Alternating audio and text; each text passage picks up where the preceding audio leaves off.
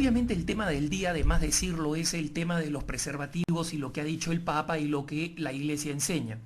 Vamos por orden porque esto es algo que es relativamente eh, simple, pero eso no significa que sea muy fácil de entender. Y lo explico. En primer lugar, ¿qué es el preservativo? Y eso creo que lo saben todos ustedes, pero lo indico.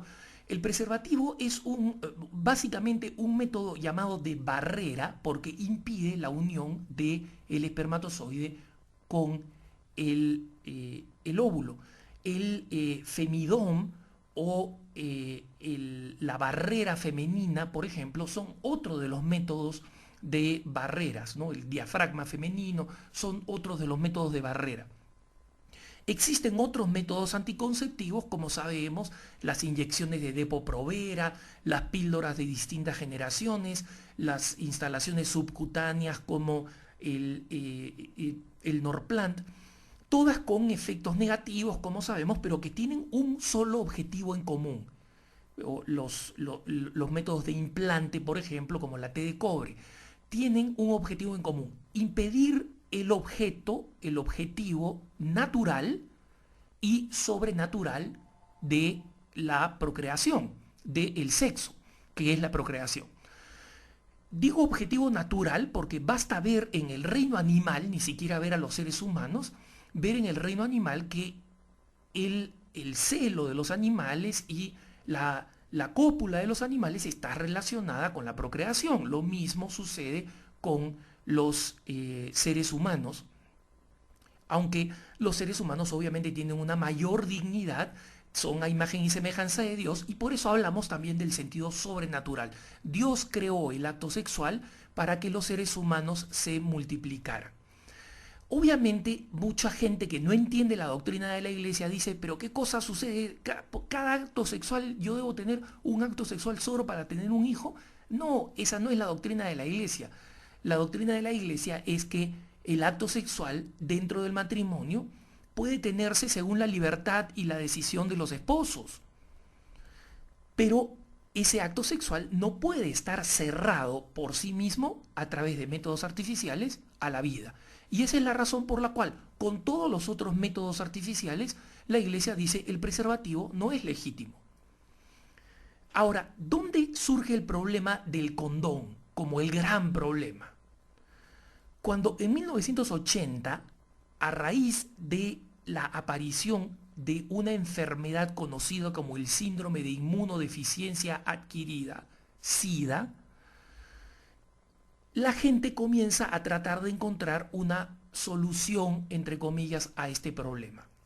Esta enfermedad es una enfermedad, en primer lugar, que fue fundamentalmente de transmisión sexual y sigue siendo fundamentalmente de transmisión sexual. Es verdad que se transmite también de la madre al hijo, eso cada vez está más controlado a través de las medicinas retrovirales, y es también verdad que se transmite con las transfusiones de sangre, pero el incremento de las medidas de prudencia en las transfusiones de sangre también ha reducido esto. La manera fundamental, más del 90% de cómo la transmisión, el SIDA se transmite es a través de las relaciones sexuales. En consecuencia, es una enfermedad fundamentalmente de transmisión sexual. Cuando le dicen lo contrario, ahora que se viene la celebración del Día del SIDA, etcétera, etcétera, básicamente están utilizando corrección política y no crean en eso. Las relaciones sexuales, y entre ellas principalmente las homosexuales, son las principales causales de la transmisión del SIDA. Muy bien. Cuando, por otro lado, el paciente cero, es decir, cuando se identifica el primer paciente con SIDA, se sabe que es un aeromozo alemán que viajó de Frankfurt a Nueva York y luego de Nueva York a San Francisco.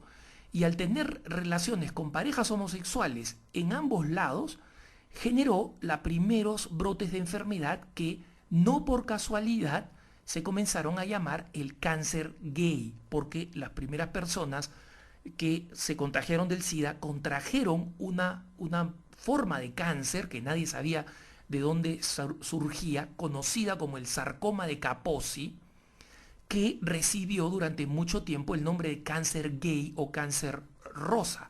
hasta que se consideró que era políticamente incorrecto llamarlo así.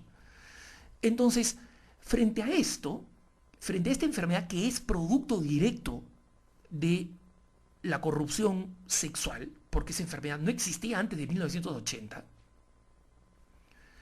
justamente el mundo se ve enfrentado ante dos opciones. O comenzamos a cambiar de moral y decimos que la famosa revolución sexual ha fracasado, cosa a la que el mundo no está dispuesto, o buscamos una manera de mitigar hasta que encontremos alguna medicina que cure el SIDA o que prevenga el SIDA, una especie de vacuna que, a pesar de los millones de dólares invertidos en la curación del SIDA desde 1980, 5 veces más que las principales formas de cáncer en dinero invertido, no se ha logrado más que retrovirales que reducen o retroceden la posibilidad de la enfermedad o de la transmisión, pero no existe cura ni existe prevención. Entonces, ahí es cuando utilizan el preservativo como una manera de reducir el SIDA. Lo peor de todo es que le comienzan a llamar sexo seguro, etc., cuando cualquier científico sabe que el preservativo reduce el número de contagios. Y en consecuencia dicen salva vidas, salva vidas. El preservativo salva vidas. Es una cuestión de vida. ¿Cómo salva vidas? Salva vidas porque 1 de cada 4 nomás se contagian, o 1 de cada 7 para los que tienen una cuenta distinta de la eficacia del preservativo, pongámoslo entre 4 y 7.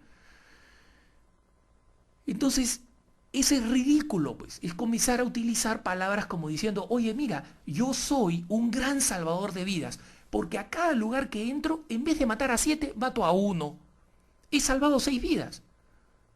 Eres un criminal asesino. Esos son los que promueven el preservativo. Son unos criminales. Son cómplices de que se mueran aquellos que se mueren utilizando el SIDA, el preservativo, perdón, utilizando el preservativo, creyendo que el preservativo los va a librar del SIDA por culpa de los que le llaman sexo seguro. Entonces, en medio de esto, la prensa desarrolla lo que un intelectual francés llamaba la trampa del SIDA, la trampa del preservativo, la trampa del condón. Entonces le pregunta a la iglesia, ya, muy bien, la ONU promueve el condón, ¿tú estás de acuerdo o no estás de acuerdo con el condón? Y el tema es más complejo. La iglesia responde, mira, yo nunca he estado de acuerdo con el condón y porque el SIDA ha surgido, no voy a cambiar la política sobre lo que significan los métodos anticonceptivos artificiales.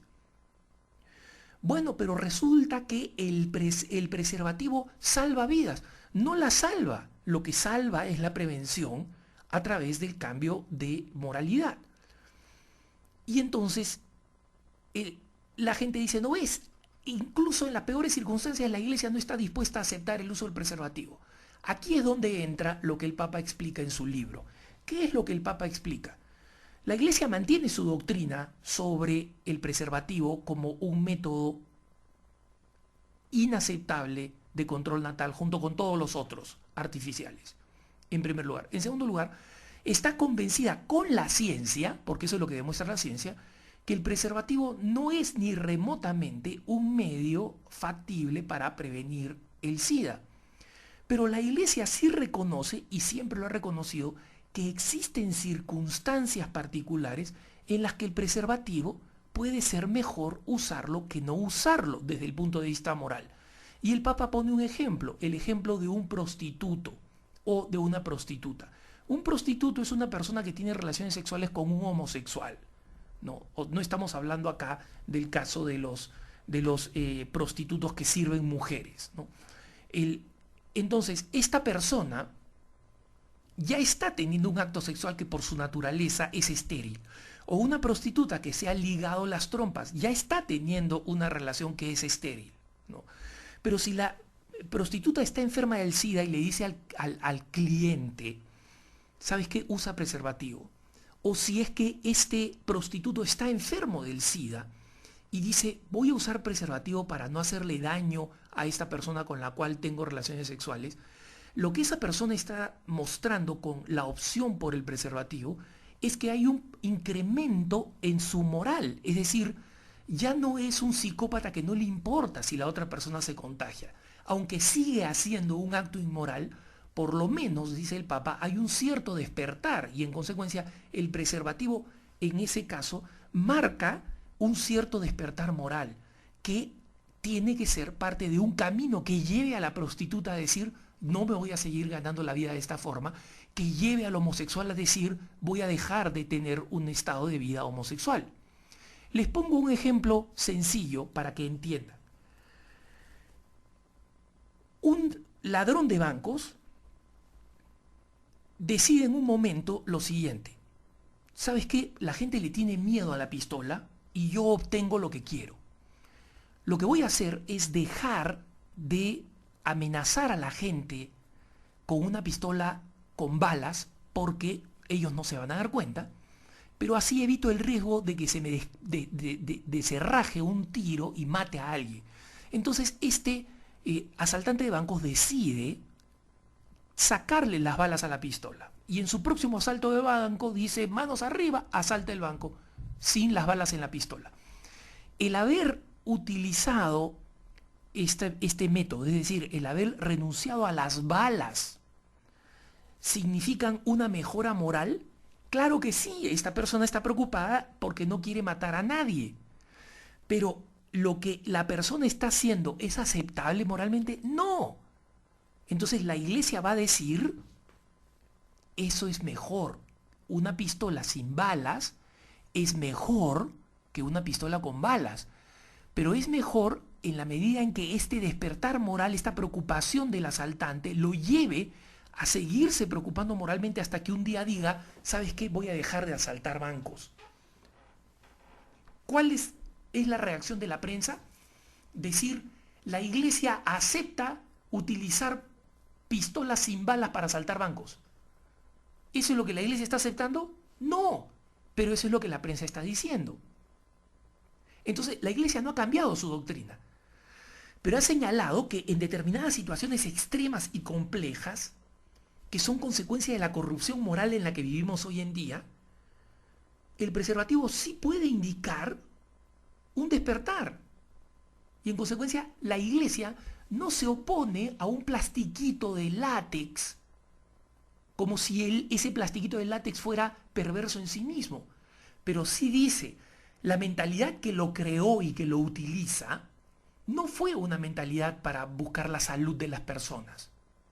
Y esa mentalidad sigue marcando ese aparato y en consecuencia, en las circunstancias en que la iglesia siempre ha dicho que están mal, siguen mal.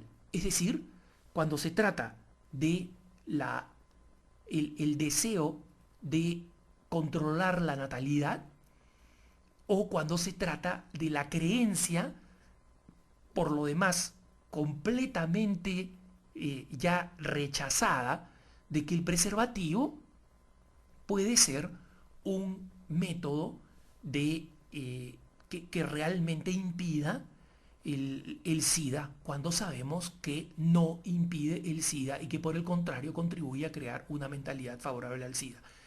En buen castellano, el Papa no ha cambiado la doctrina, pero ha explicado algo que usualmente los moralistas preferían no explicar porque saben que los medios de comunicación van a caer en la trampa del SIDA y en la trampa del preservativo.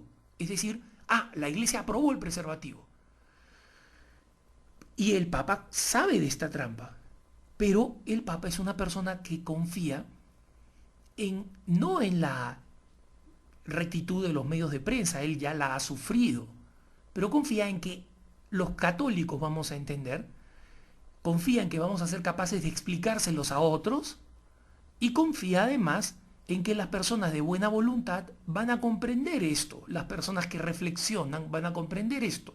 Los que no saben nada de nada y no les interesa saber nada, van a pensar lo que quieran. Siempre lo han hecho y lo van a seguir haciendo. Pero los que tienen una curiosidad honesta y están dispuestos a pensar, los argumentos del Papa van a ayudarles a entender. Que tengas un buen día.